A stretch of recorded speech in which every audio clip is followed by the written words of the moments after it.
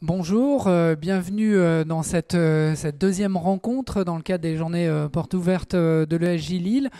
On va parler maintenant du master généraliste de l'ESJ Lille, qui est la formation reconnue de l'ESJ.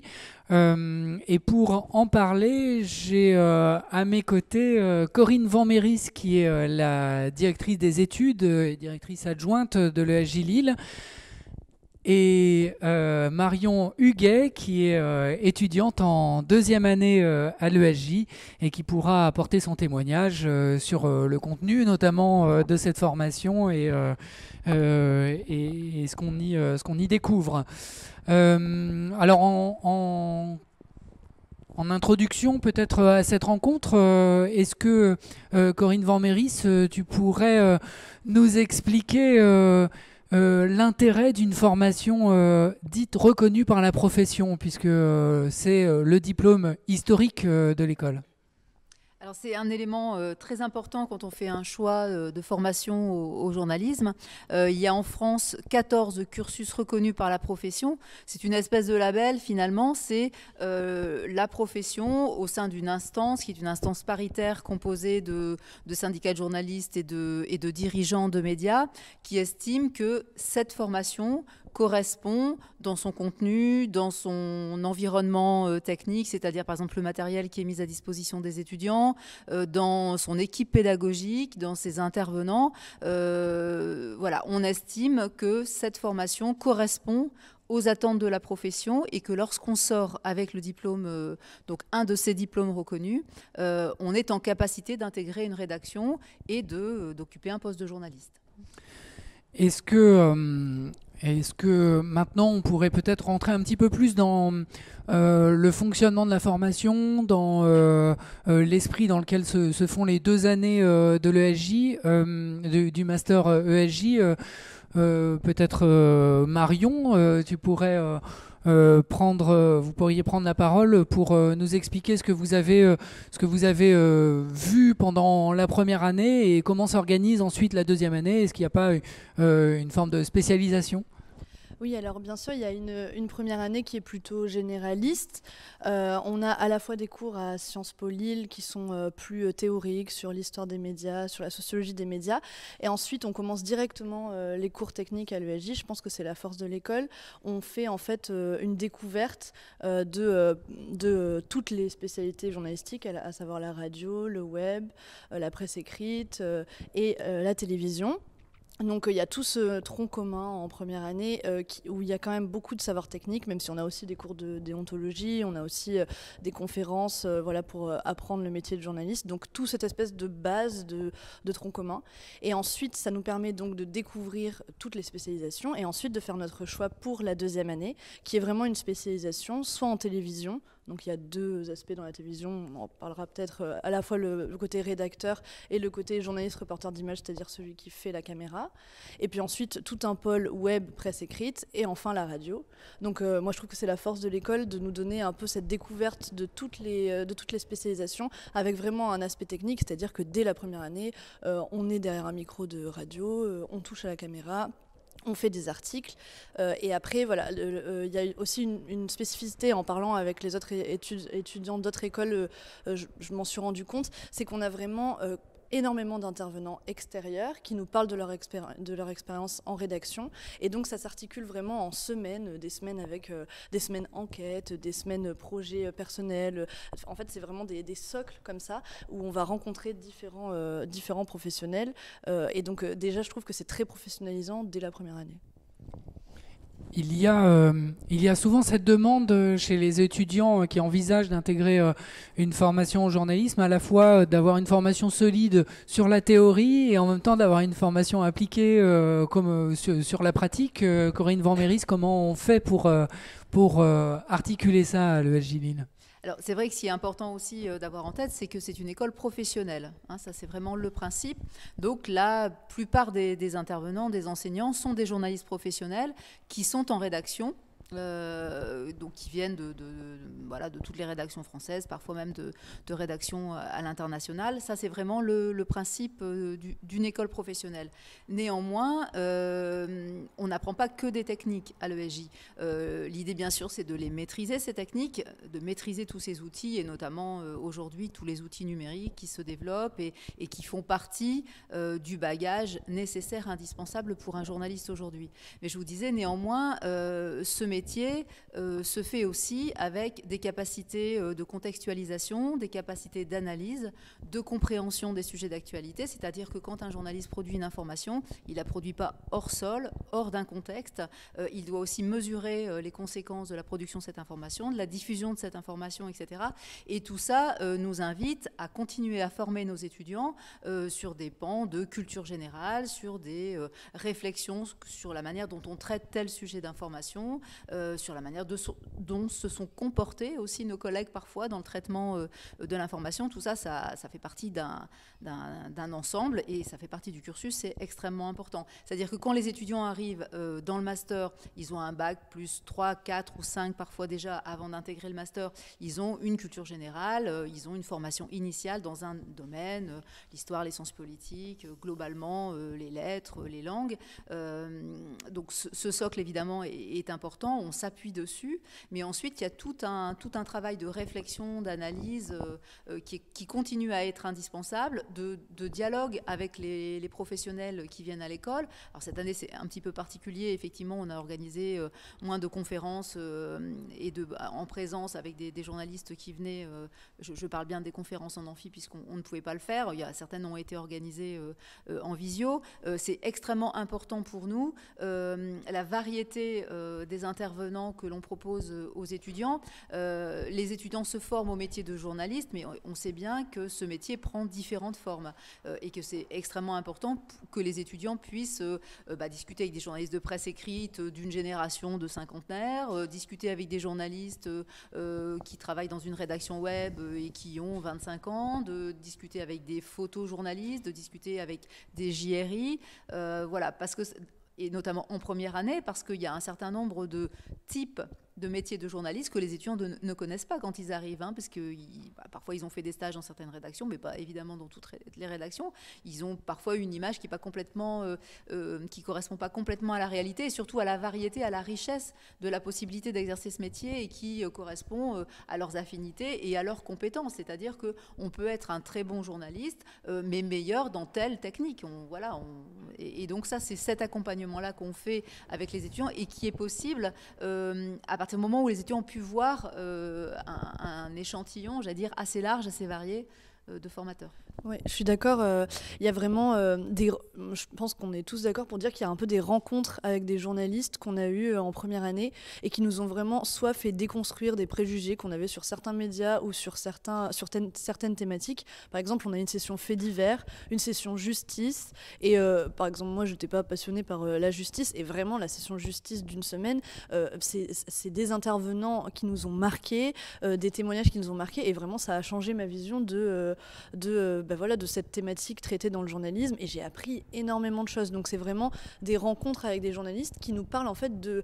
Nous, on peut lire ou on peut voir l'information, mais c'est totalement différent de parler de comment on fait cette information et de comment on la vit à l'intérieur d'une rédaction. Ça n'a rien à voir. Et ça, vraiment, ça nous permet aussi de prendre du recul et de comprendre comment fonctionne le système, comment fonctionne la fabrique d'informations, comment on vérifie une information. Voilà, ça, c'est des trucs... vraiment, je pense qu'il y a des rencontres qui nous ont vraiment fait changer notre vision du journalisme en première année. Alors, je pense qu'on a bien posé les bases du coup de cette explication et de cette compréhension de l'esprit dans lequel l'école envisage, aborde et dispense ce master. Je veux rassurer tout de suite toutes celles et ceux qui ont commencé à poser des questions sur le chat. Merci, continuez. Je vais y répondre après qu'on aura qu'on aura posé, qu'on aura expliqué réellement les ressorts de cette formation. Et maintenant, on va arriver dans le côté peut-être un petit peu plus pratique. On commence à avoir des questions sur l'alternance notamment. Est-ce qu'il est possible de suivre cette formation master de l'ESJ Lille en alternance? Et comment ça s'organise? Alors oui, donc depuis 2014, donc le master est ouvert à l'alternance. Donc on a fait le choix, nous, à l'école, de proposer une alternance en deuxième année de master, c'est-à-dire que les étudiants en première année sont tous là, donc les 60 étudiants sont tous là à l'école à temps complet. Donc parce qu'on le disait tout à l'heure, on est vraiment sur les bases, les fondamentaux, sur la possibilité justement pour un étudiant de faire un choix, donc de s'approprier un peu les différents médias. Donc ça nous semble intéressant de le faire de cette manière-là. Et ensuite, en deuxième année, il est possible, donc tout en choisissant un média de spécialité, d'intégrer une rédaction pour faire sa deuxième année en alternance, globalement avec un rythme qui va de un mois en début d'année, pour se terminer par une période qui est assez longue. Donc ça va un peu crescendo, une période qui est assez longue, d'avril à fin août, où l'étudiant est uniquement en entreprise. Et je vais peut-être laisser parler Marion de façon plus précise, puisque Marion, donc, qui a choisi la spécialité télé et en particulier JRI, peut-être que tu pourras l'expliquer aussi, est alternante à France Télévisions. Oui, alors du coup l'alternance c'est la deuxième année. Je trouve que c'est bien parce qu'on peut vraiment choisir la spécialité dans laquelle on veut se diriger. Moi au début du M1, j'étais pas du tout sûre de faire JRI. Je crois que je savais même pas ce que ça voulait dire, journaliste reporter d'image. Donc vraiment on peut faire son choix et c'est là où la première année permet de tout tester, de voir qu'en radio on n'est pas très bon, ou on se sent pas trop à l'aise, et de vraiment peut-être trouver une vocation. Pour moi ça a été mon cas, vraiment toucher à la caméra et voir que ça m'intéressait énormément alors que je l'avais pas fait avant. Donc ça peut être tardif aussi, hein. On peut arriver à l'ESJ sans avoir d'idée de ce qu'on fait, de si on veut aller en alternance et dans quelle spécialité on veut le faire. Ensuite, moi pour ma part, je suis du coup en alternance en JRI, donc la caméra en télévision, journaliste reporter d'image à France 3, à Paris-Île-de-France. C'est vraiment un super complément, c'est extrêmement professionnalisant. On a donc un mois en entreprise, alterné avec un mois d'école, ce qui nous permet aussi de quand même garder cet aspect formation. Surtout, on se rencontre en rédaction, sur ça, il faut que je progresse, etc. Et du coup, on peut revenir à l'école, poser nos questions, et puis tenter des choses qu'on ne tente pas sur le terrain, parce qu'on est quand même diffusé le soir, donc il faut quand même faire attention à ce qu'on filme. Mais on peut retourner à l'école et dire, voilà, là, je vais prendre un peu plus de liberté, tester des choses, poser des questions. Et après, voilà, tout cet aspect, à partir d'avril, on est 5 mois pleins en rédaction, on a pris confiance, on a fait les erreurs qu'on devait faire à l'école, et voilà, on est vraiment lâché comme ça. Des retours d'expérience que j'ai de mes camarades, vraiment l'alternance c'est un plus. Alors il y a des gens qui se sentent à l'aise avec, d'autres pas. Moi je dirais qu'il faut vraiment savoir ce qu'on veut faire et se sentir prêt, se sentir mature, parce que c'est vrai que quand on arrive dans une rédaction, on est un peu, on attend des choses de nous déjà, et ça peut être un peu violent, ça peut être un peu direct, et donc je pense que c'est un choix qu'on fait et qui s'impose un peu en fin de première année. Est-ce qu'on a envie, est-ce qu'on n'a pas envie? Faut pas le faire pour les autres, ou parce que l'alternance c'est peut-être, on peut s'imaginer que c'est un pied de plus dans le monde professionnel. Il y a un système de bourse, il y a des systèmes autres de stages qui nous permettent de rentrer dans le milieu professionnel. Donc c'est vraiment un choix qu'on doit faire, se demander si on a envie d'être en rédaction en deuxième année ou si on a envie de profiter de l'école. Donc c'est une formation qui est différente et qui peut je sais pas, convenir plus à d'autres que... Voilà. Merci. Corinne, tu souhaites compléter? Oui. On a à peu près une bonne moitié cette année, puisqu'on a chaque année un peu plus d'étudiants qui choisissent de faire de l'alternance. Ça va un petit peu dans le sens de l'histoire, parce qu'on a aussi de plus en plus de médias qui souhaitent travailler avec nous, avec des étudiants en apprentissage, en accueillant les étudiants en apprentissage. Donc ça va un petit peu dans le sens de l'histoire. Néanmoins, les deux formules sont tout à fait intéressantes et permettent de s'insérer dans les rédactions. Je ne vais pas dire forcément de la même manière, mais en tout cas, on ne peut pas dire chiffre à la pluie qu'il y a une énorme différence entre l'insertion professionnelle des étudiants qui ont fait de l'alternance et ceux qui n'ont pas fait d'alternance, parce que les étudiants qui ne font pas d'alternance font des stages professionnels en fin de cursus, et puis on a une partie des étudiants qui ont fait leur alternance dans un média qui ne continuent pas à travailler pour ce média. On estime à peu près à 40% des étudiants qui ont fait une alternance dans un média qui continuent leur collaboration avec ce média dans la foulée, sous forme de contrat, de CDD, de CDI, c'est un peu plus rare directement, mais pourquoi pas, c'est arrivé, de piges régulières, etc. Ça fait une petite moitié.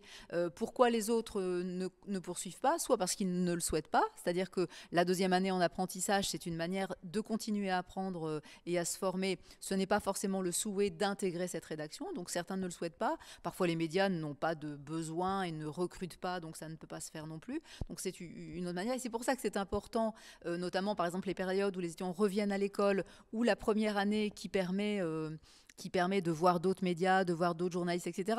Je dirais d'une certaine manière, on ne met pas tous ses œufs dans le même panier. Et on sait aujourd'hui à quel point la situation de l'emploi des journalistes peut être un peu compliquée à certains moments. Et c'est important que nos étudiants, une fois qu'ils sont sur le marché du travail, soient capables de passer dans une autre rédaction en ayant les compétences, les outils et aussi cette capacité d'adaptation à un autre système. En fait, c'est important.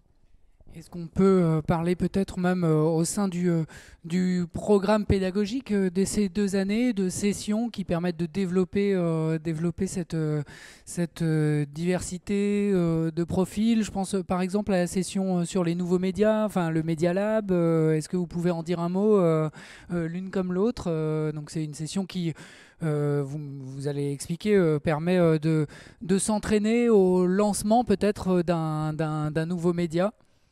Le Media Lab, ça se fait effectivement en première année, au premier semestre de la première année, et ça vient conclure un enseignement qui est un enseignement pour le coup plus théorique, qui se fait à Sciences Po. Ça fait partie des enseignements théoriques qui sont dispensés par notre partenaire, puisqu'on est dans un double diplôme, un double cursus, donc Sciences Po. L'idée de cet enseignement théorique, c'est la connaissance de l'écosystème des médias, c'est-à-dire qu'on ne peut pas arriver dans un secteur économique dans lequel on souhaite travailler sans en comprendre les enjeux, les modèles économiques, les difficultés, les perspectives de développement, etc. Donc ça se fait de façon théorique avec un enseignant à Sciences Po. Et dans la foulée, on propose un Media Lab, c'est-à-dire l'idée, c'est plus sous forme d'atelier, de mettre les étudiants en atelier, de leur proposer de créer un nouveau média, en fait. Et avec donc tout ce que ça suppose, c'est-à-dire le volet éditorial, qui en général n'est pas celui qui pose le plus de difficultés à nos étudiants, puisque on s'en félicite, ils ont quand même des idées sur l'information, comment on peut créer des médias, etc. Mais il y a d'autres choses, évidemment. Il y a le modèle économique, il y a le marketing, il y a qui ne sont pas forcément le cœur de métier des journalistes. Donc c'est intéressant. L'idée, c'est plutôt de développer leur esprit d'entrepreneuriat, d'explorer des choses, de tenter des choses, et certains, on l'espère, on l'imagine, créeront des médias à terme. Qu'est-ce que vous en pensez, Marion? Est-ce qu'un journaliste doit savoir monter un business plan, et comment vous en êtes sorti? C'est compliqué, surtout tout l'aspect économique. On l'a bien vu durant cette semaine de Media Lab. Moi, je dirais que ce qui était intéressant, c'est vraiment de réfléchir à qui on s'adresse, de quelle manière on le fait. Et en fait, on se rend compte que c'est pas du tout évident et qu'il faut vraiment réfléchir. Et c'est pour ça qu'on a les intervenants qui, des fois, nous remettaient dans le droit chemin, nous disaient vous partez un peu dans tous les sens. Et en fait, c'est pas si simple. En fait, c'est très facile de dire il n'y a qu'à faire ça pour s'adresser à telle tranche de population. En fait, c'est plus compliqué que ça. Donc vraiment, et puis ça permet aussi de voir si nous, on a la fibre entrepreneuriale ou pas. Donc ça a permis de faire émerger des jolis projets.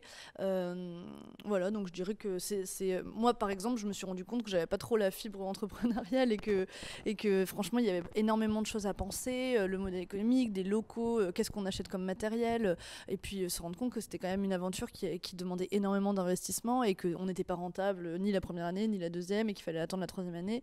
Donc voilà, je pense que ça a permis de soit faire émerger des vocations, soit se dire on comprend pourquoi c'est aussi difficile des fois de transformer les manières de faire, parce qu'en fait c'est compliqué d'innover, d'avoir un peu la force de réfléchir à des nouveaux médias, à des nouvelles manières de faire l'information, et c'était aussi très enrichissant.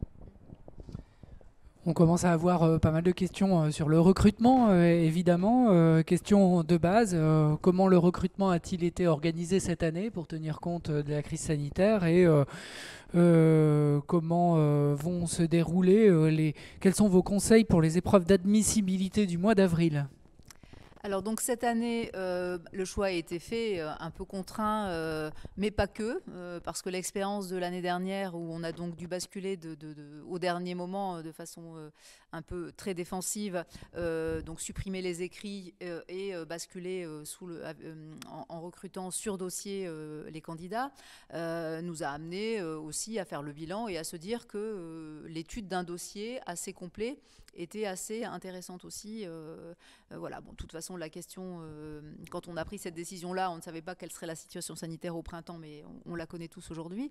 Donc, le recrutement se fait en effet sur dossier pour la partie admissibilité. Donc, les inscriptions administratives sont ouvertes jusqu'au 29 mars. Le 1er avril, tous les candidats dont l'inscription a été validée sur le plan administratif vont recevoir un message leur demandant de nous fournir un certain nombre de pièces qui seront définies, qui seront diffusées à ce moment-là.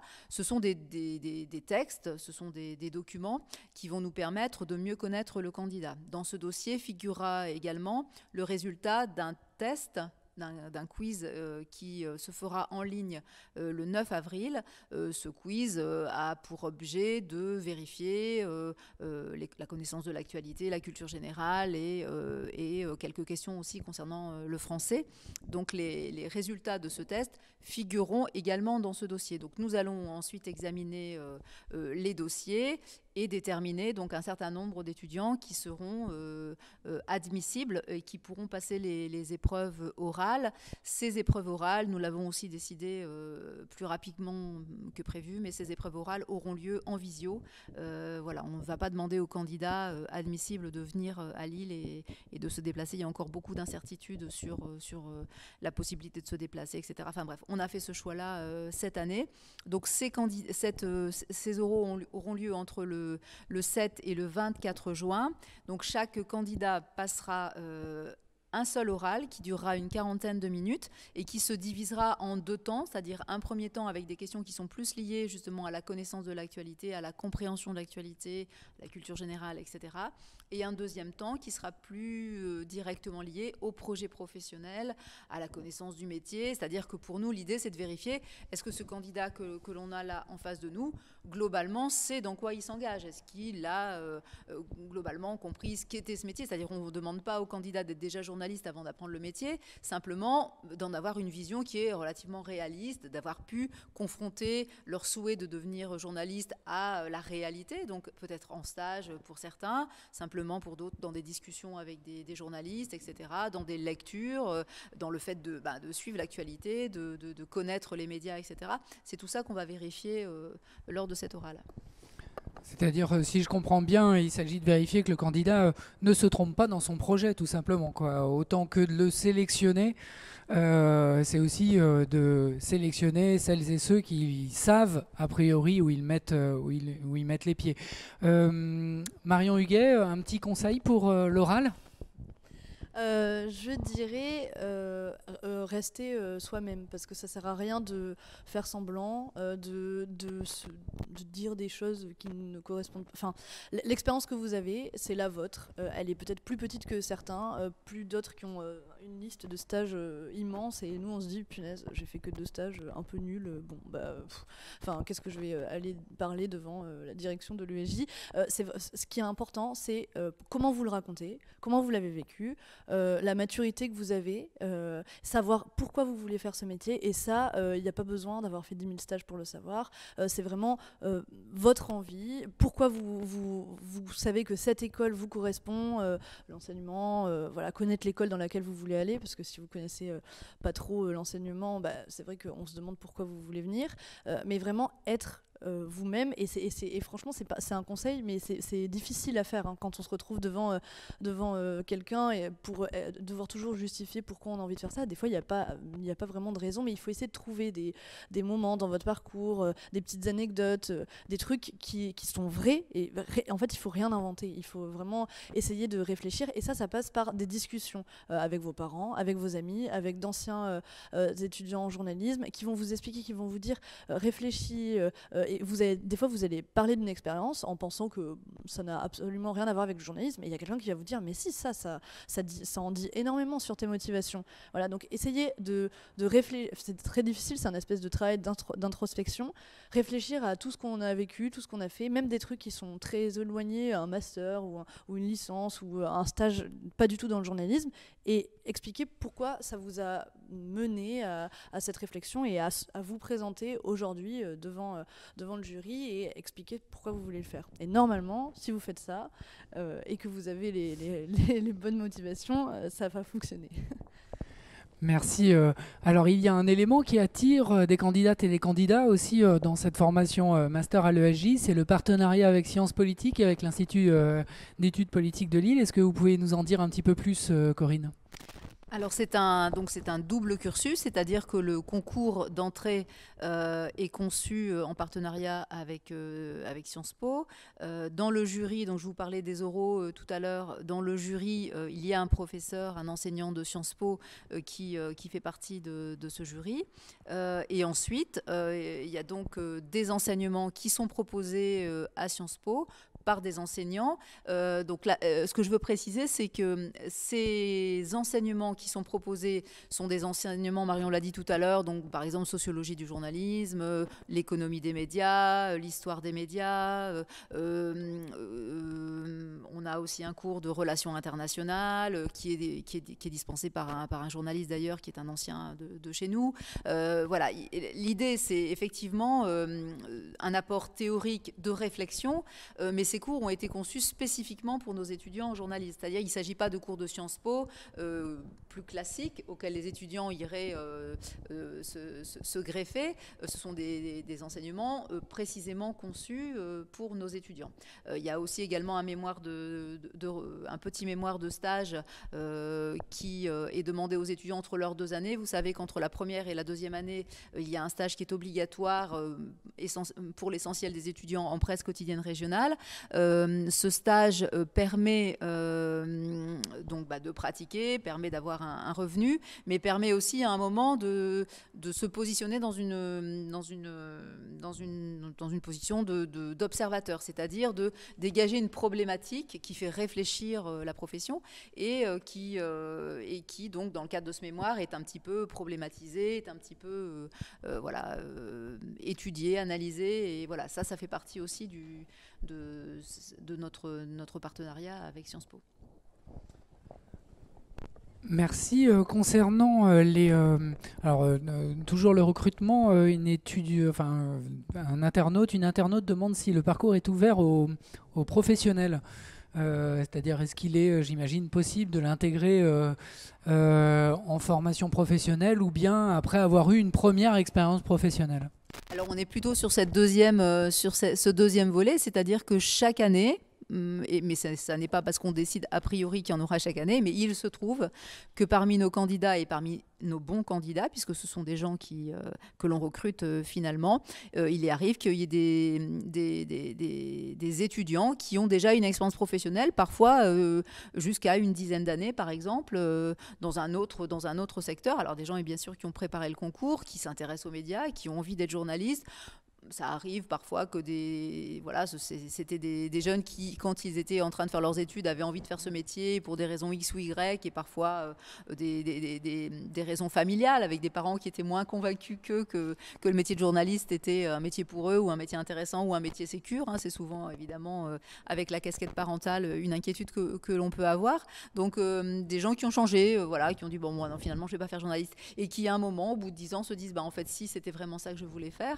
Et nous, on est plutôt sensible à ce genre de parcours parce qu'on est sensible à la variété, à la diversité des rédactions en fait. Ça fait partie aussi de nos objectifs, c'est-à-dire de proposer en insertion professionnelle dans les rédactions des gens qui ne sont pas tous sur le même modèle, qui ont d'autres expériences, qui ont fait d'autres choses avant, et pourquoi pas donc un autre métier avant. C'est tout à fait possible. Par contre, faire le cursus qui est un cursus à temps complet, c'est impossible de le faire en ayant une activité professionnelle en parallèle. Ça n'est pas possible. Question à nouveau sur le recrutement. Est-ce que des étudiantes et des étudiants qui n'ont pas de formation liée au journalisme, une définition qui reste à faire, ont des chances d'être pris ? C'est-à-dire, je n'ai pas fait une formation en sciences politiques a priori comme a pu faire Marion, j'ai pas fait de formation en histoire ou en lettres.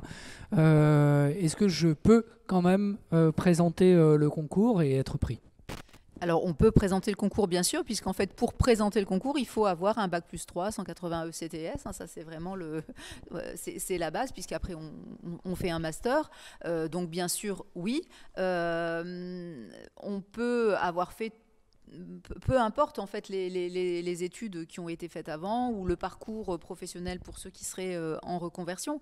Simplement, à un moment, il y a effectivement à pouvoir nous indiquer qu'il ne s'agit pas d'une toquade, par exemple, c'est-à-dire que c'est un projet qui est mûri en connaissance de cause, c'est-à-dire quel est ce métier, qu'est-ce que je vais apporter puisque j'ai un profil un petit peu différent, qu'est-ce que je vais apporter à la profession, à la réflexion autour de l'information, autour des médias, etc.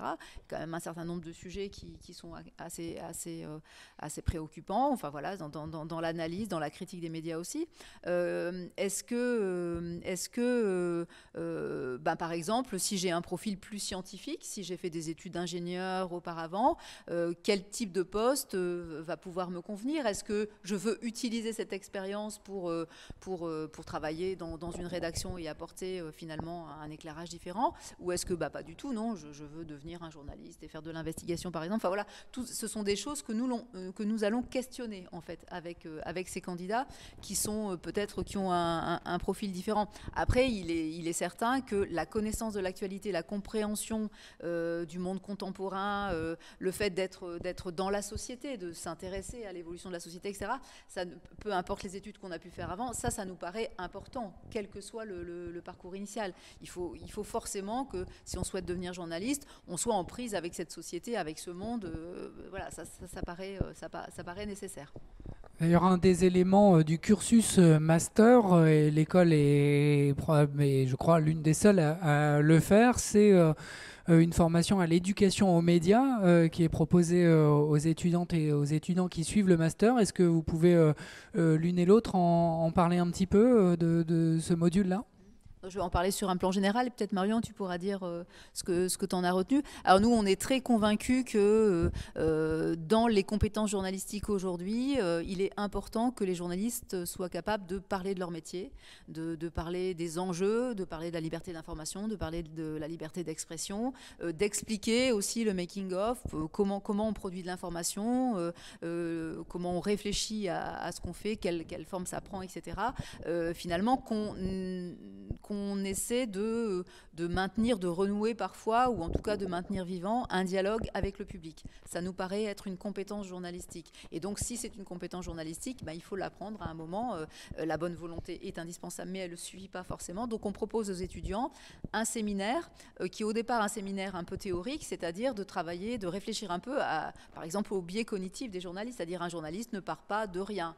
Il vient d'un milieu social, c'est un homme, une femme, il a fait des études de sciences politiques ou un autre type d'études, il a déjà eu une autre expérience professionnelle, par exemple, on en parlait tout à l'heure. Enfin bref, on part pas de zéro, on n'est pas hors sol. Donc s'interroger un peu sur ces biais cognitifs, sur pourquoi on voit les choses de cette manière-là, c'est déjà une première, c'est un peu introspectif aussi là pour le coup, c'est une première étape. Et ensuite il y a des ateliers qui sont proposés aux étudiants autour des thèmes, donc comment on traite les questions de genre dans les médias, comment on traite les questions qui sont liées à l'origine des populations, quartiers populaires, à la religion, etc.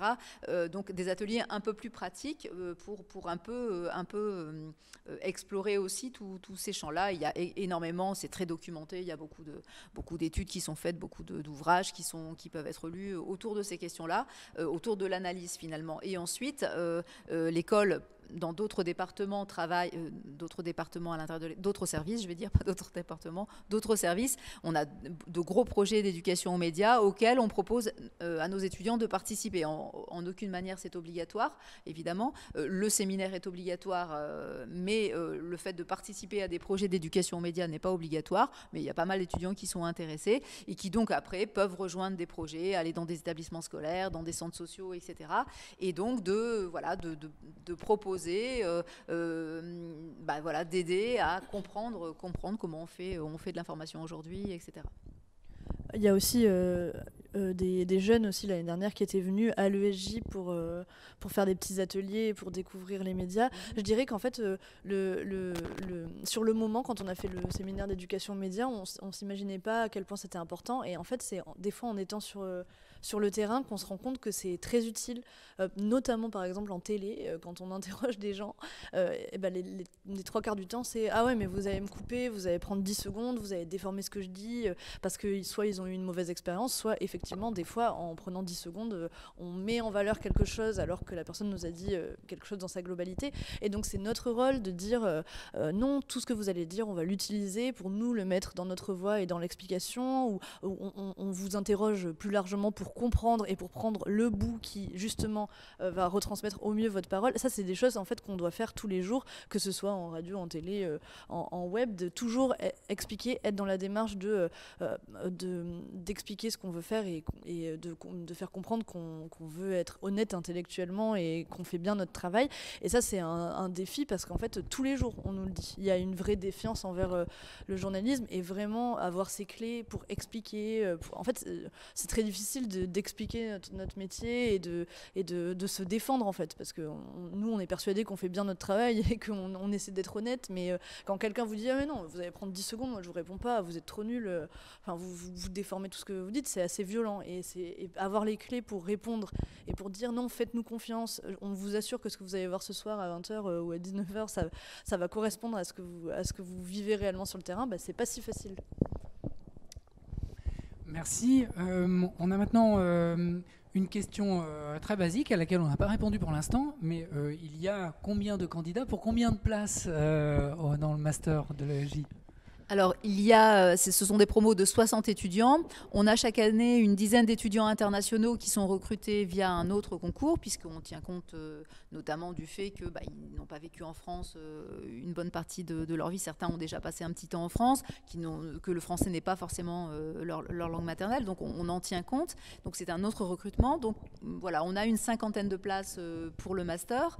Et l'an dernier, donc dans la première phase de recrutement, c'est-à-dire les dossiers d'admissibilité, on a eu à peu près 900 dossiers 900 dossiers l'an dernier. Ce que je voudrais dire, c'est qu'effectivement, quand on voit les chiffres, on se dit que bon, voilà, c'était un concours sélectif, et c'est réellement un concours sélectif.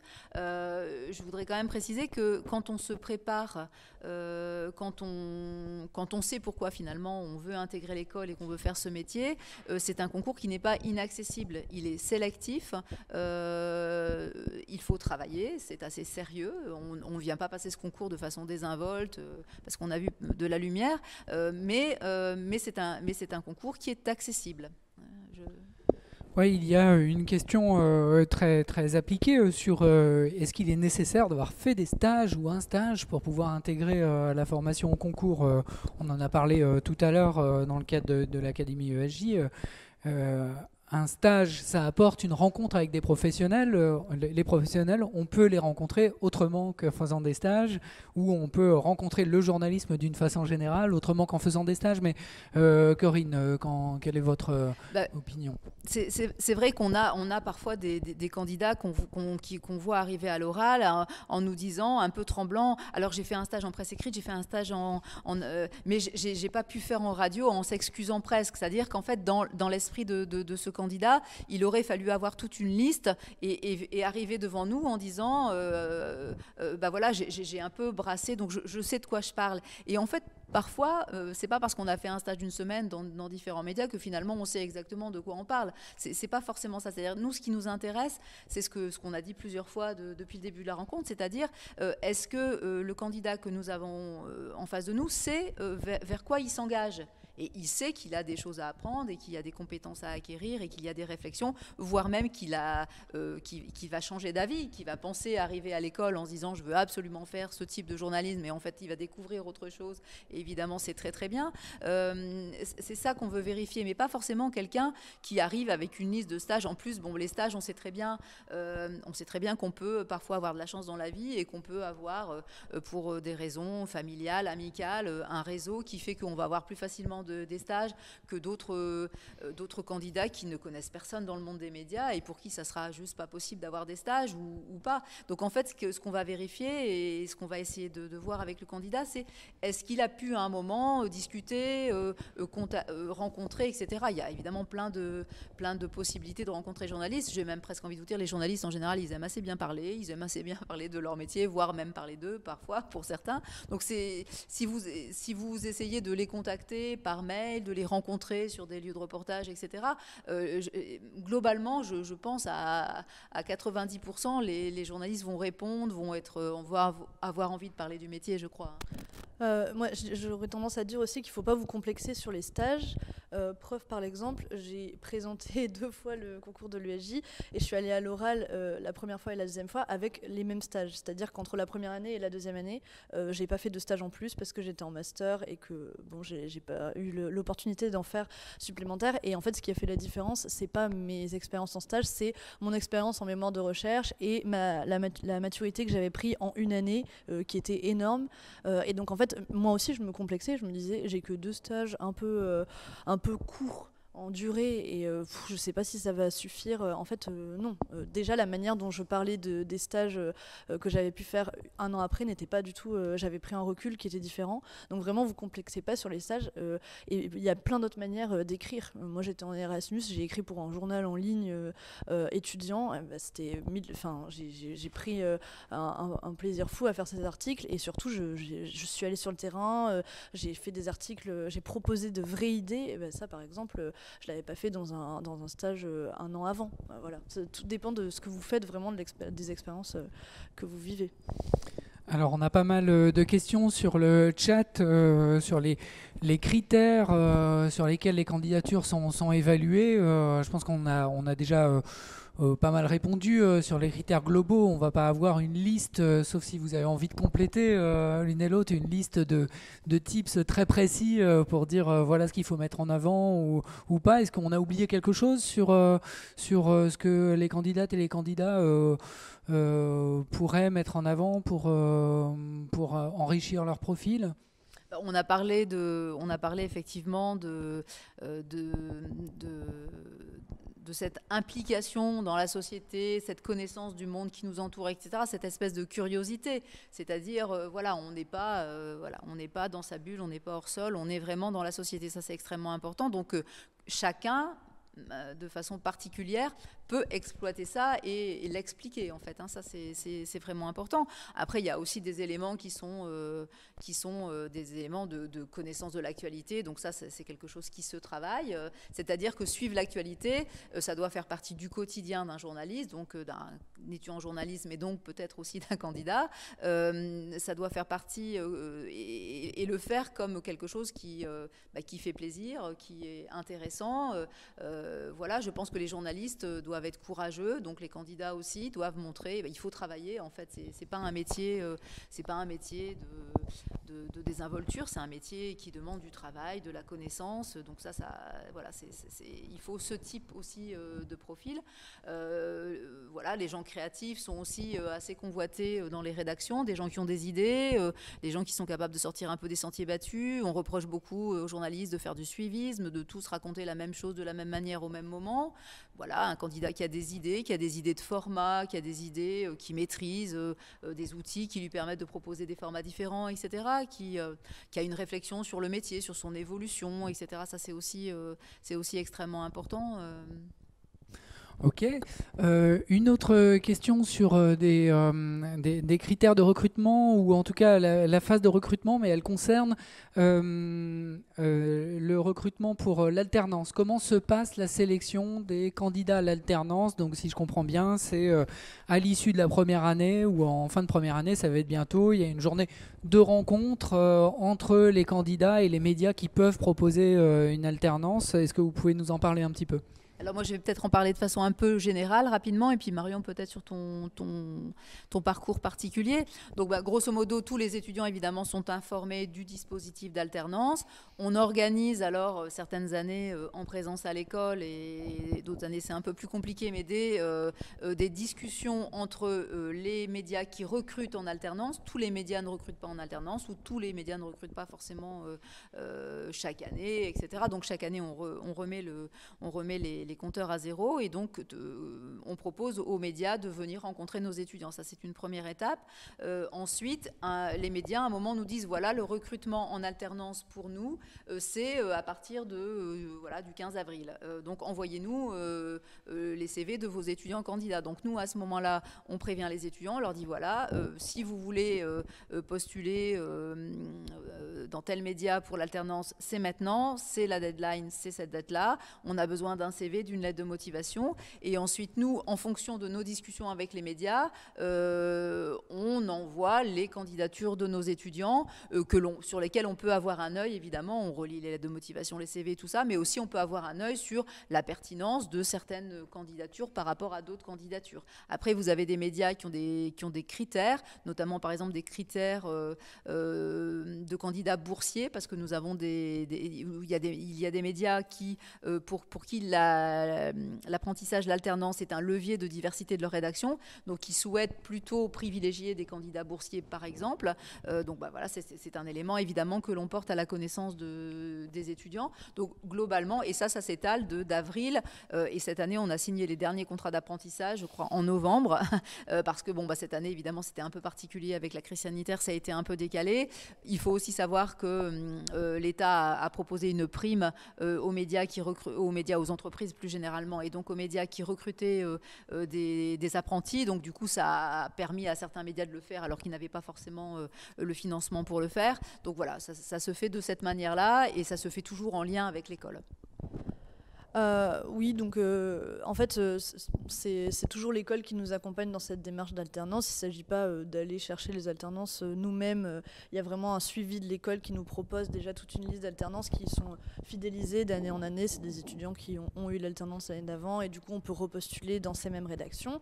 Il y a aussi des discussions avec les responsables de spécialité. Par exemple, en télévision, il y a eu aussi des alternances qui ont été ouvertes, je pense notamment dans des rédactions sportives, à Canal+, ou à Infosport+, des alternances qui étaient plus ouvertes depuis quelques années et qui ont été réactivées. Donc ça peut se faire, ça peut être l'étudiant qui va contacter la rédaction, mais toujours en connexion avec le responsable qui est au courant qu'on fait cette démarche, et qui à un moment donné va prendre le relais pour présenter la candidature une fois que la prise d'information a été faite. Donc voilà, l'école nous guide globalement pour les alternances. Bon, en ce qui concerne ma candidature, c'était France Télévisions, donc France 3. À France Télévisions, ils ne prennent que des étudiants qui sont boursiers, donc c'était un critère, donc ça exclut des personnes de la candidature logiquement. Après, ça s'est fait globalement assez naturellement. Il y a certains profils, plus sport, plus régionaux, plus rédaction nationale, qui se sont positionnés sur les alternances. Ensuite, après, il y a des dossiers à composer. Donc en télévision, souvent, il faut présenter un reportage. Donc moi, c'était en images, donc du coup, c'était un reportage, un CV, une lettre de motivation. Et après, il y a une deuxième. En fait, c'est un peu comme l'école de journalisme, il faut reprouver sa motivation, etc. Mais du coup, cette fois-ci, plus anglais. Donc là, c'était en télévision. Et après, il y a un oral, et après, on est pris dans la rédaction. Voilà, mais on est suivi par l'école du début jusqu'à la fin, jusqu'à la signature du contrat, et même après, pour tout ce qui est démarche administrative. Corinne, tu souhaites compléter ? Oui, parce qu'en fait, l'apprentissage, le contrat d'apprentissage, c'est un contrat de travail entre un média, un employeur et un étudiant. Donc l'école, finalement, fait l'intermédiaire, la médiation, propose à des médias, propose des étudiants candidats qu'elle a identifiés comme étant des bons candidats pour ce média-là. Et ensuite, évidemment, le média recrute avec ses propres critères, qui sont parfois connus de nous, mais parfois pas, c'est-à-dire avec des perspectives. Donc on va plutôt prendre ce type d'apprenti parce que dans 3 ans on a tel projet, et donc on veut former en interne, on veut diversifier notre rédaction, donc on va plutôt prendre des boursiers, etc. Enfin, Donc ça, c'est des critères qui, évidemment, appartiennent aux médias. Et je voulais un petit peu préciser la raison pour laquelle l'école est très, insiste sur le fait qu'elle gère, avec les étudiants évidemment, mais gère l'apprentissage, gère de la même manière les stages, etc. L'idée pour nous, d'abord, il y a pas mal de médias qui souhaitent avoir un interlocuteur et un interlocuteur à l'école, c'est-à-dire pas recevoir 50 candidatures d'étudiants qui sont beaucoup plus compliquées à gérer. Donc, demande ce filtre de l'école, évidemment. Donc ça, évidemment, on comprend bien ces raisons-là et on le fait. Et aussi, l'idée pour nous, c'est de se dire, je vous le disais tout à l'heure, vous avez des étudiants qui ont un réseau, qui viennent d'un milieu où ils ont fréquenté des journalistes dans leur enfance, où leurs parents connaissent des journalistes, enfin bref, ils sont dans un milieu où voilà, les journalistes ils sont accessibles. Et vous avez aussi des étudiants qui, avant d'arriver à l'école, n'avaient pas beaucoup rencontré de journalistes, ne connaissent pas trop bien ce milieu. Dans leur famille, ça c'était pas le cas, dans leurs amis, c'était pas le cas. Et donc, nous, on souhaite, au moment où on place les étudiants en stage, en apprentissage, etc., qu'il y ait une espèce d'égalité. Alors, il n'y a pas une égalité dans la mesure où on va placer des étudiants qui ont des compétences et tous les étudiants n'ont pas les mêmes compétences, mais que le critère de réseau, connaissances, etc., préalable n'intervienne pas dans ce choix. C'est-à-dire que nous, on place les étudiants que l'on estime compétents pour tel type de poste et pas simplement parce qu'ils connaissent machin, qui travaille dans ce média-là. C'est une garantie, en fait, de pouvoir offrir à tous les étudiants des perspectives d'insertion professionnelle intéressantes, quoi. Alors, on a pas mal évoqué au fil des réponses les candidats boursiers ou les profils boursiers.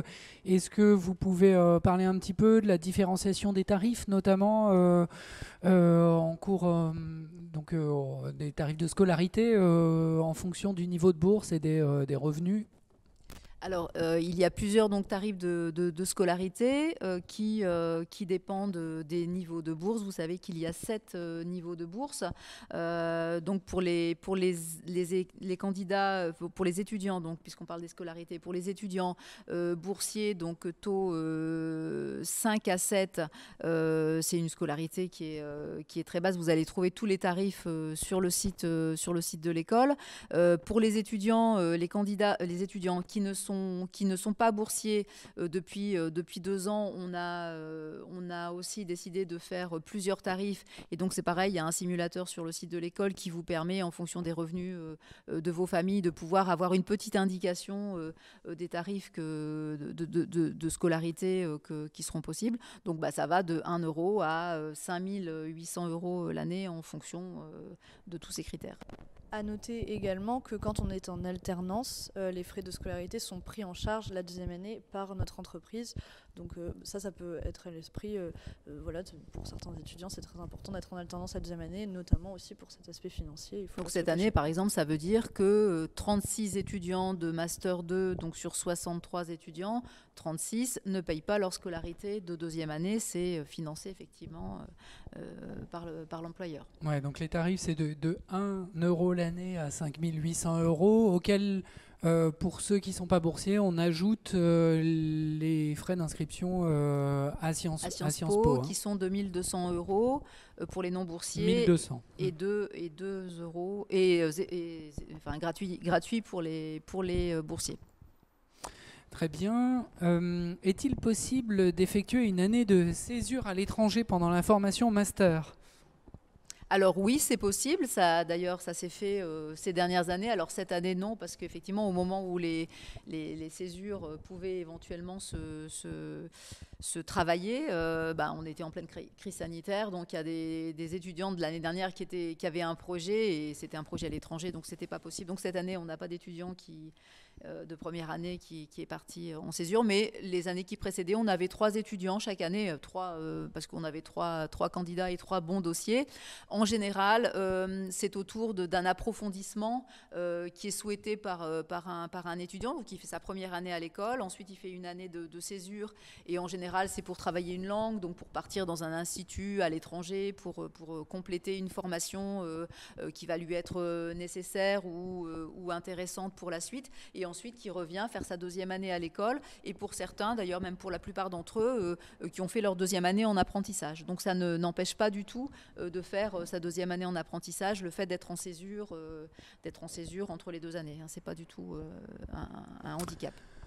Alors on parlait du départ en césure, on s'approche de la fin de la rencontre. Peut-être un petit mot l'une et l'autre sur ce que ça veut dire être membre de la communauté ESJ, être étudiant, être plusieurs, peut-être envisager plus tard d'intervenir à l'école. Est-ce que par quoi se matérialise pour vous, Marion, cette appartenance ? Je dirais beaucoup de solidarité entre les étudiants. On a des groupes Facebook qui sont extrêmement actifs pour tout ce qui est recherche de contact. Et vraiment, moi, plus d'une fois, les Master 2 qui sont maintenant en rédaction nous ont aidés pour... vous avez pensé à chercher là ou là, tel interlocuteur, etc., des numéros de téléphone, des manières de réfléchir. Donc vraiment, gros réseau de solidarité. Grosse discussion aussi, parce qu'on est dans plein de rédactions différentes. Donc on peut vraiment échanger sur nos expériences. Si on a des mauvaises expériences, les partager et voir comment on peut s'en sortir. Donc vraiment, voilà. Ensuite, après, le ESJ, pour moi, ça a changé beaucoup de choses. Justement, je n'avais pas de pied dans le milieu du journalisme. Mes parents n'étaient pas du tout... c'est une profession scientifique, donc j'avais pas du tout une connaissance et un accès à ce milieu du journalisme. Et donc le ESJ m'a permis d'avoir une vraie expérience professionnelle en rédaction que j'aurais pas eu si j'avais pas fait cette école. Et voilà, d'avoir plein de clés pour comprendre. Et donc maintenant, je me sens 1000 fois plus armée à faire ce métier qu'avant de rentrer dans l'école. Donc elle m'a apporté énormément de choses. C'est vrai, c'est ce que dit Marion. Il y a un réseau, il y a une vraie solidarité entre les anciens. C'est d'ailleurs travaillé. Hein. On a quelqu'un ici en interne à l'école qui gère le réseau des anciens. On travaille beaucoup là-dessus. Il y a une vraie solidarité entre les étudiants quand ils sont à l'école et les anciens. Il y a aussi un certain nombre de valeurs, c'est-à-dire que nous, on a une vision, une réflexion autour du métier de journaliste. On sait et on essaye de le faire. Hein. C'est pas toujours complètement simple, mais on essaye de le faire. On a une vision de ce qu'est un journaliste, que doit être un journaliste aujourd'hui, quelles sont ses compétences professionnelles, techniques, de réflexion, et aussi quelles sont ses compétences humaines. Et c'est vraiment ce qu'on essaye de mettre en place pendant les 2 années de scolarité dans le master.